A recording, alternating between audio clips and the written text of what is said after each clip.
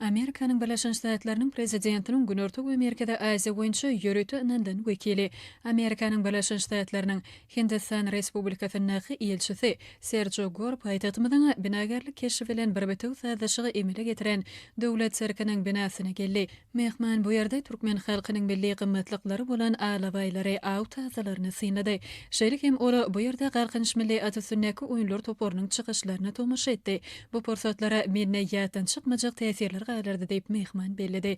Sergio Gore ajaýyp çykyşlary göderilen mümkinçilikler üçin gahrman arkadamyza we arkadaly gahrman serdarmyza hoşçalygyny beýan etdi. Soňra mehman paýtagtymyzyň eteginde ýerleşen taryhy ýadygarlyklar bilen tanışdy.